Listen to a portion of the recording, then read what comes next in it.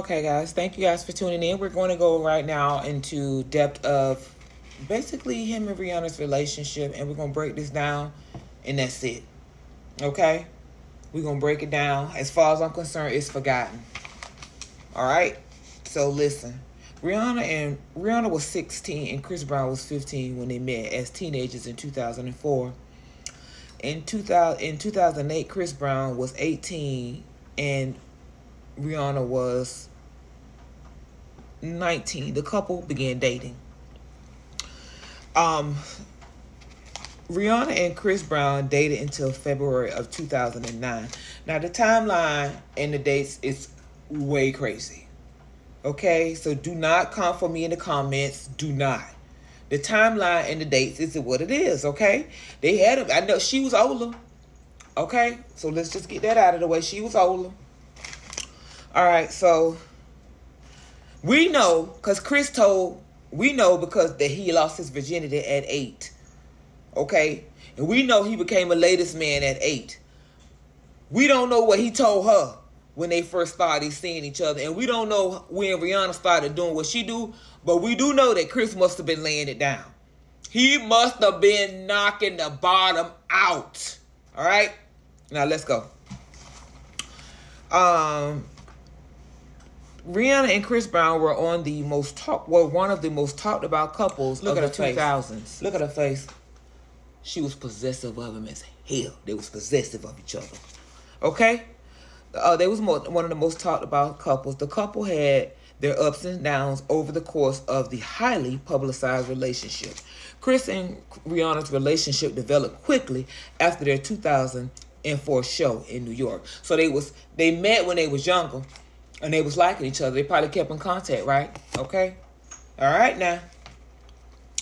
Chris states that the change came in their relationship when he told Rihanna that he had been intimate with someone prior to their relationship. I remember a snippet because I'm a Ricky Smiley fan, and I remember years ago hearing Ricky Smiley saying something about, I think it was Rihanna watching Chris on stage and how she was watching him. Or he was watching her, and they was looking so possessive. But anyway, he explained it, y'all. So listen, he said that once he told her that he had been with other women. After that, she lost trust in me. After that, she hated me. After that, I tried everything, but she didn't care. She just didn't trust me. From there, it just went downhill. So Rihanna was in love, and most women, unless you're dealing with something that I don't know. Most women territorial over their piece of meat, period. And when they're younger, it's different. But she probably didn't think he had been with anyone because they met when they was 16. She was older. She was 16. So that she didn't know. But we know now through Diddy trial what really be going on, okay? I'm surprised Diddy ain't get hold to him. Thank God Diddy ain't get hold to him. Okay, there were many verbal fights and physical fights as well on both sides. And I believe him. I believe him. I believe him. I believe him. I believe you, Chris. We would fight.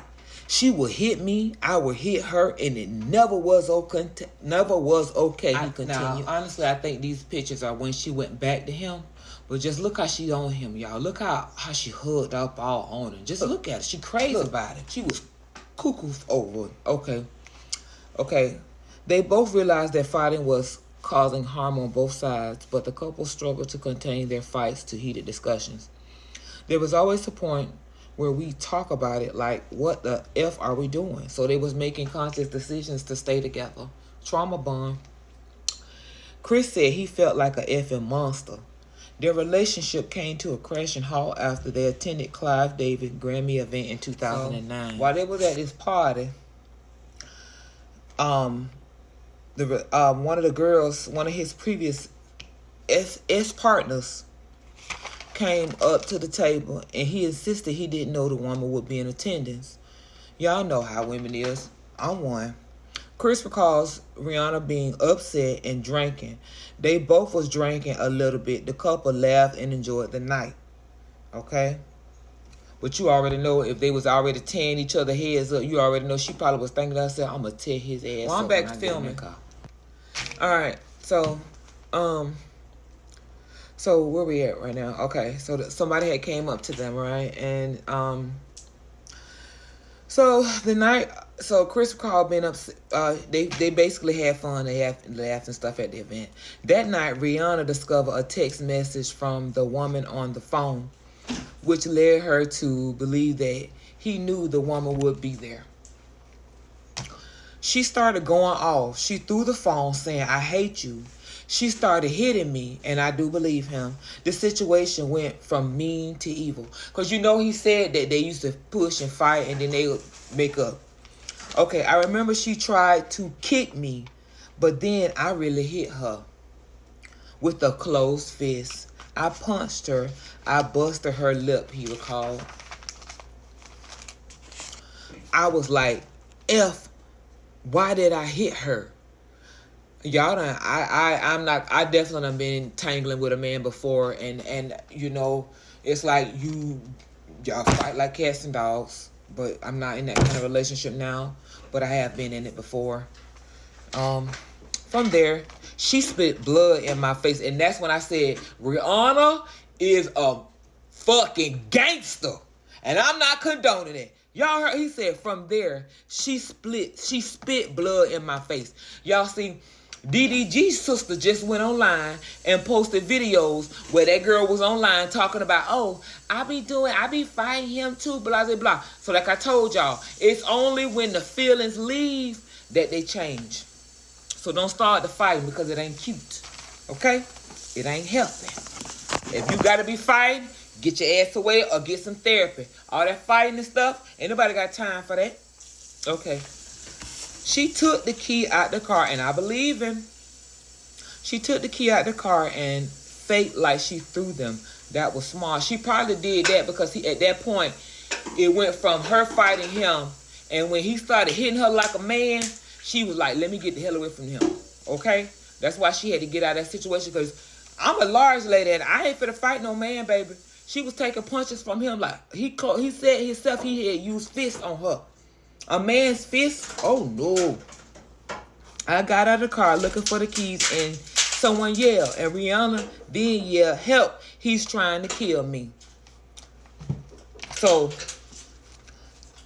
you know, that's how that situation transpired. That's what we saw. That's what we saw. Chris turned himself in, okay? He turned himself in to the LAPD. Chris pled guilty to felony assault. Chris received 5 years probation, and he had to maintain 50 yards. He had to be 50 yards away from Rihanna. And so that's a lot. You know, they was already in love, and so they couldn't be around each other. That probably hurt more than the physical pain that she suffered, if you want to tell the truth. The order was lifted in 2011, and both parties' lawyers requested it. Okay?